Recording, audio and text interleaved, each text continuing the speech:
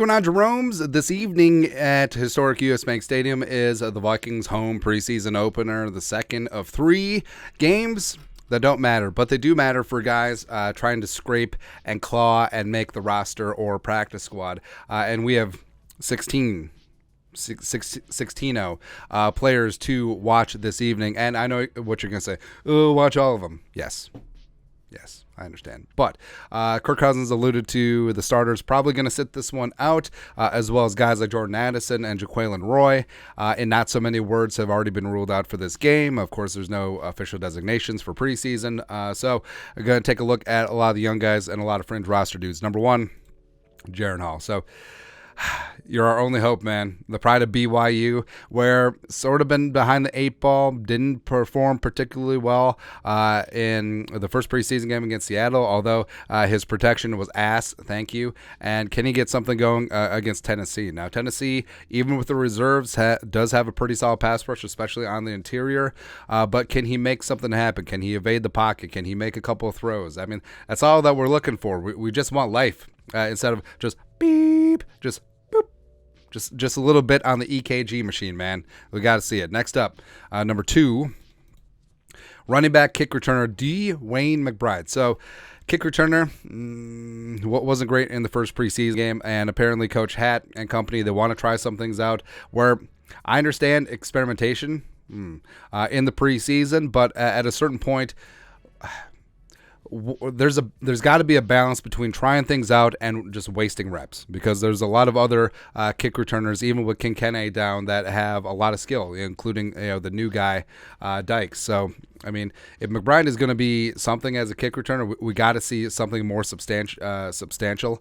And as a running back, I mean, he had a couple of okay carries, but can he get something really going like Ty Chandler, where I think Ty Chandler has really cemented himself as the running back 2 on this team.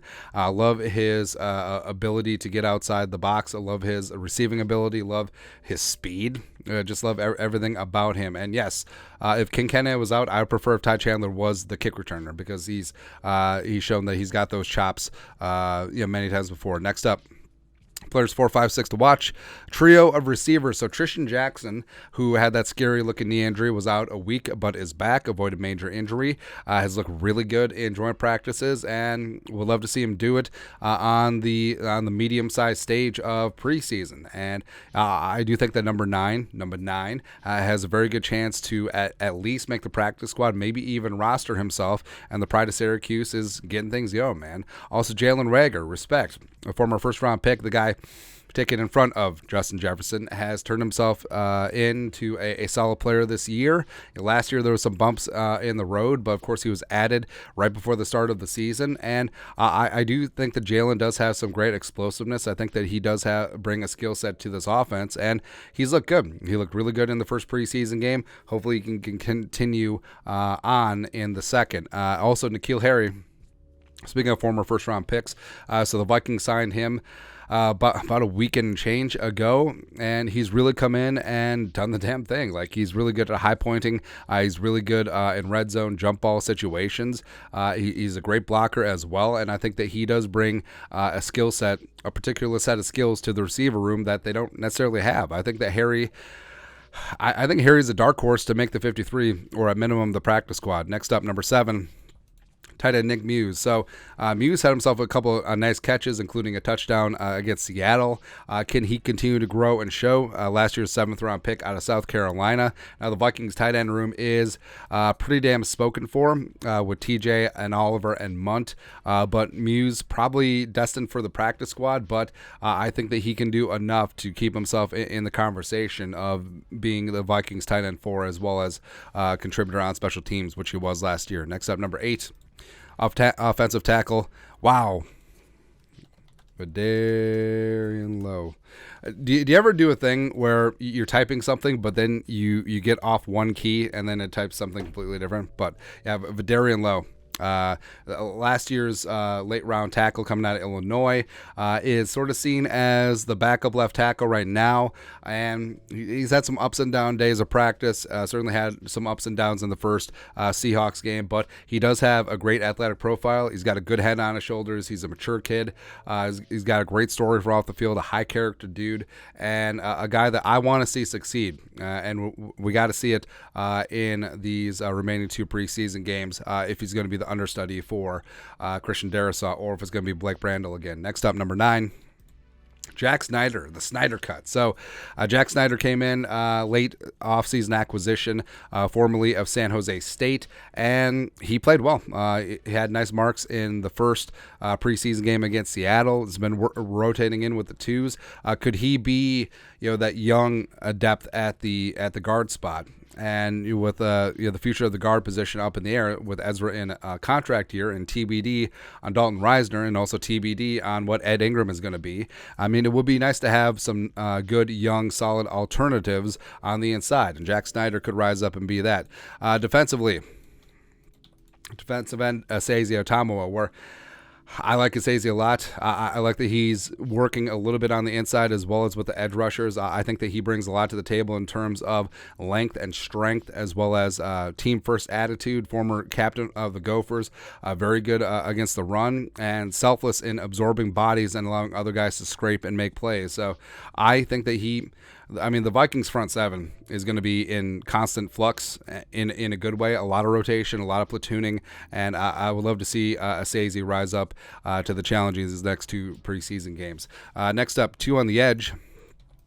Andre Carr II, so the highly paid UDFA coming out of Army, off the pup last 2 weeks ago, was sort of whatever in the first preseason game. I would love to see him unleashed. Where he's got great bend off the edge, and even if it's just a spot where he plays a handful of snaps where it's just like literally go get the quarterback, go get Malik Willis, go get Will Levis. I would love to just see a couple flashes of that athleticism and see number 55 come across the edge. Also on the edge, Luigi Villain, basically the man of the match, like him and Ivan Pace Jr. In the first preseason game. Luigi, last year's UDFA out of Wake Forest, was originally at Michigan, but of course it's tough to get ahead of guys like Aiden Hutchinson and the rest of those Michigan edge rushers. But Luigi's really coming into his own. I think he's got a great skill set. I think he really does flash in games. I think that he's really making a case to have a 53-man roster spot again, like he did last year. 13, yes. I mean, Pace, we know. It's not even fair at this point. Like, Ivan Pace Jr. should have been a 2nd or 3rd round pick, and he's just establishing himself. He's going to be a starter for the Vikings for many years to come in the middle, and I absolutely love him. So it's almost kind of boring at this point. It could be a spot, too, where he solidifies himself as a starter, and if the starters don't play in the 3rd preseason game, maybe he doesn't play. It's funny, man. 14, Jalen Williams. Jalen. So as we work with the 2s in the slot, and also Vikings probably going to keep Caleb Evans and Mekhi Blackman out of the preseason game tonight, possibly. We'll see, but I think Williams is going to get some extended run. Had himself an interception in the Seattle game. Also, Joejuan Williams, the other Jay Williams. I think that him on the outside had a great PBU in the end zone against Seattle. Would love to see him, especially against some of the Titans' 2nd and 3rd team receivers. 15, special teamer Najee Thompson, where remember, he didn't play a single defensive snap against the Seahawks, and I don't really expect him to, but what he's great at is being a fantastic punt gunner, and I think that he will work hand in glove with Ryan Wright, Boomer, and get things done. I think Najee has a very good chance to make the 53. I really do. And lastly, 16, so 2 safeties, Theo Jackson and Jay Ward. I do think that Theo Jackson and Jay Ward are competing for one roster spot. Now, it's really no muss, no fuss. One will end up on the practice squad and likely be called up a couple times during the season to play some special teams. But, I mean, Theo Jackson was a lot of fun to watch. It tied for the team lead in tackles against Seattle. Jay Ward, I mean, his versatility, I love. His attitude, he loves playing downhill. I actually love both these guys' games. So it sort of is a competition for one roster spot, although both guys are likely going to stay in the fold. But both of them are as good. I think there's a chance that one of them could get poached as the Vikings try to get him through waivers down to the practice squad initially. But that is it. That's at 16. players to watch. I know there's so many other players to watch tonight, but these are a few of my favorite things, and we need some big-time performances from some of these guys if they want to roster or practice squad or whatever. But except for Ivan Pace Jr., he's going to be a week 1 starter. But that's it. Let us know your thoughts and our thoughts in the comment section below. Subscribe for daily Vikings takes. Want to support the work? Put a little something in the Venmo. But next time, Skol, production value.